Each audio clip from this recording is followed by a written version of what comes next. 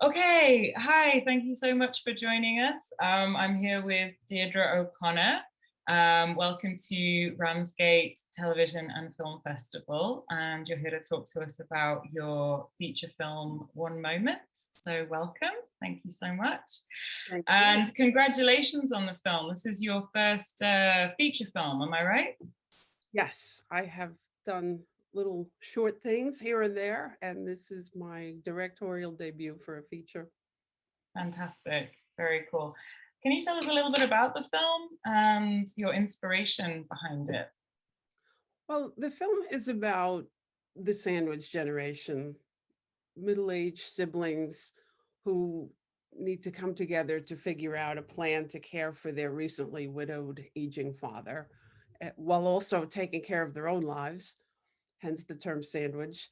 And the inspiration really came from my family going through the similar situation with my mother having passed and having my dad in his late 80s. We needed a plan, and we didn't all agree, and so many people are going through that around the world. People are living longer, and it's something that we need to think about. So Absolutely, absolutely. Um, yeah, I noticed at the beginning of the film and at the end, there was a lot of beautiful archive footage used that looked like it was real family home videos. Was that from your particular, was that from your family? Was it based yes, on, yeah? that was my family. Um, there were more generic shots towards the beginning, trying to keep it in line with the film, and then towards the end, because I'm from one of 10 children, that wasn't in the story, so we saved the big massive shots for the end of the film for the credits. Awesome. Yeah, some of the central themes that seem to be running throughout the film, obviously it's a lot about family. We see this family, as you say, dealing with this aging grandfather who's unfortunately mental illness is declining somewhat. There also seems to be a theme of time that runs throughout the film. There's a lot of references to time and how perhaps, I don't know, we can or can't control it in any way. Can you talk a little bit about that? Yeah, I've always been a little obsessed with the concept of time. Obviously, you can't stop it. And I have always thought that you can hold a photograph in your hand. That's one moment. Mm, And I love old photographs and old home movies. And that was a big inspiration in writing the story. How could I fit a story around all of these photographs? Um, and the idea that even though somebody may be declining in age and not at the top of their game, there is still time to find joy, and you have to be open to that. And that is something, and it's hard to remind yourself of that when you're in the middle of it, trying to dish out medication mm. and get, a parent to the doctor, and then you have to get to work. But there is joy to be found. You just have to, realize it's there and go for it. Mm. Yeah, talking about that as well, like obviously this is quite, I guess, in a way, somber subject matter in lots of way, but you put a lovely comedic twist on lots of parts of it. I feel like it was dealt with in a very light way, in a heartfelt way, but also a very joyful one as well. Why did you decide to kind of go on that particular um, direction with it? Well, comedy is and humor, that's how my family deals with everything, for Mm, better or for worse. And I think that there have been a number of films about the topic that are somber. mm, When you're talking about somebody who is in their late 80s, we know what's going to happen. mm, And I decided from the beginning how I wanted the story to end. And that really kind of set the direction for the lightness of it, looking for that joy. And that's what I think makes it a little different. I mean, there's an Academy Award winner just, recently, Mm-hmm. father, Anthony Hopkins. And Mm-hmm. Mm-hmm. it is a very difficult situation to handle, to watch your parents, deteriorate mentally, and not be who they were. And then you have to become the parent. That's just somber every minute of the day. And if Mm. you cannot find laughter, you can't, I don't think you can survive. So it's a survival tactic. And I wanted to share that with other people. Mm. Absolutely, absolutely. It definitely made me laugh out loud more than once. So obviously we can't not talk about the lead, the fantastic Danny Aiello, who plays the aging grandfather with a beautiful singing voice. How did he come to be part of the project? And did you write it with him in mind? With just kind of a father figure in mind, um, based on the mannerisms of my own father. It's not my father's character. It's not my family story even. They would kill me if I told family secrets. Um, but when we hired a casting director to help us with the top 3 roles, and we just I wanted somebody who could sing. Mm, I wanted somebody who was really authentically the right age. Danny was 86 when we filmed. mm, And it wasn't a long list of people who fit. And he's a true New Yorker at heart. The story is based in New York. So he was the only person that we reached out to. And right away, he loved the script. I had included a letter with it. And he liked my letter. oh, And awesome. he wanted to meet. We met in Manhattan for lunch. And within a few minutes, he said, "I like you, kid." I like being over the age of 50 and being called a kid. So we were, Nice. You got off to a good foot then immediately. A great start. and he was as nice and kind and fun to be around. He was as good as that as he is an actor. I could not have asked for better of any of the cast and crew, Mm, but just every good thing you could imagine or would hope he would be, he was. awesome. Yeah, there seem to be some really like wonderful interactions between him and obviously there are several generations in the family that are portrayed throughout the film. And it was really interesting that a lot of the younger people that we saw seemed to be so attached to their phones, their iPods, their technology. It was interesting seeing him interact with as part of the story as well. Was there anything in particular you were trying to kind of say or illustrate having those things there? Well, I think, I mean, even the middle-aged group gets caught up in technology, but Mm-hmm. being a teacher of college-age students, Mm-hmm. there is more of an attachment to technology. And sometimes I think it's hard to create that personal relationship. There seems to be a little bit of a barrier, I think, from the technology that is used all day long.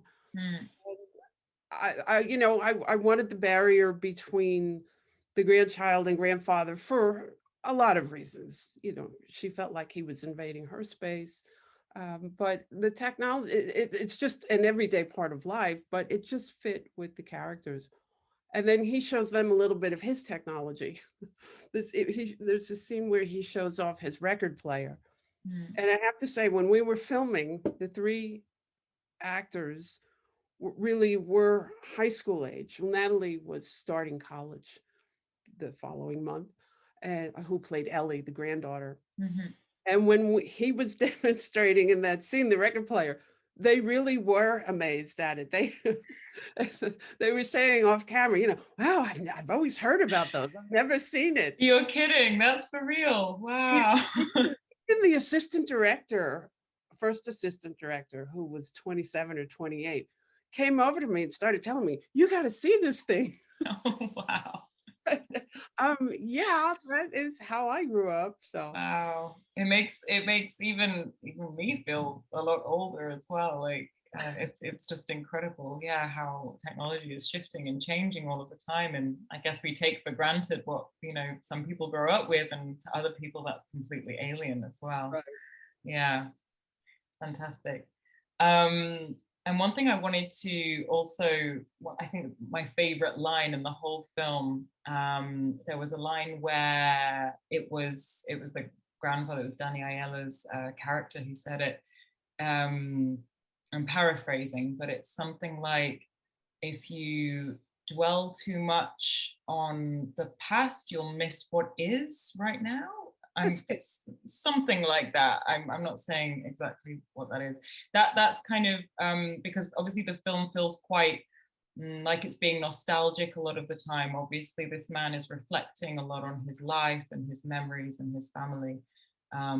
But I thought that was such a beautiful quote that you put in there. Is that something, is that a famous quote? I mean, I was paraphrasing there. Or was that something that you came up with yourself in the writing process?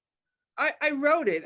I just spent a very long time writing, and then I ended up with the shortest version of it. I think it's, if you get stuck on how good it was, you'll miss how good it is. Yeah, I really liked that.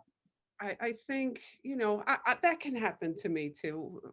I was lucky. I had a very nice childhood and growing up, and I have a great family. And life is hard at Mm, times. And I think sometimes people do get stuck. mm, And I tried to write it so that Danny's character, Joe, was not somebody who was overly sentimental. You really kind of had to pull out of him, his past. And that is like my father, I must say. My father, that whole generation, went mm, through World War II and the Depression, and they just never talked about it. They never complained. It's just, we survived. We did what we had to do. mm. Very different from, I think, all the other generations that came after. We're good at complaining. But Mhm. It's also interesting as well, watching the film, about how the political views also vary between the generations as well, and how it's treated with, I don't know, it's treated with good humor, and we don't see any kind of nasty conflict, I would say, between any of them. Was that done? What was your approach to that, to introducing these variations in opinion between generations, and perhaps more conservative views on life? well, thank goodness. I mean, I wrote this 3 years ago, before I feel like the world exploded, uh, at least Mm, politically here. mhm, And it's really how my family deals with politics. As I said, I'm from a very big family, and we are, split 50-50, which I think is a good thing. Who we don't want a one-party system. We've seen that. But if we are going to get into it and go to war, politics changes as time goes on, but you have your family left in the end. So you have mm, to learn how to navigate that. And I didn't want to make it a film about politics. It's a film about family. mhm. So, and I just, one of my favorite lines is the political line. I'm not sure if people have seen the film already. Um, but, and that comes from experience too. I haven't come out to my father yet that I'm a Democrat. So, Okay. Do you think he's going to watch this interview and he's going to find out this um, way? well, my dad has a twin, and they're Okay. both 93, and my dad is not really too with us mentally, but his twin is right there. His twin actually was at the last day of filming. Oh, So wow. He came yeah, on set. he came on set. He got to meet Danny Aiello, and they were fast Wow. friends. Oh, So amazing.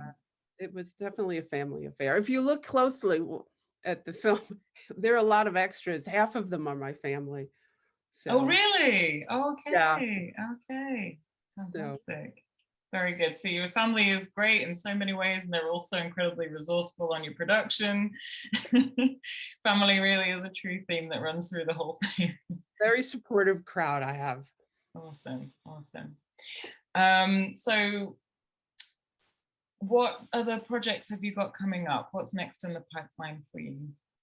Well, I do teach full time, and Mhm. um, trying to do film festivals doesn't leave me with this film, doesn't leave me a whole lot of time, but I have written in my head my next script, which I want to direct and get on screen again. I don't know that I want to produce it.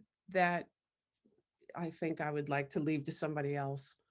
And this was also self-financed. That I would like to leave to somebody else as well. And I don't want to film in my house again.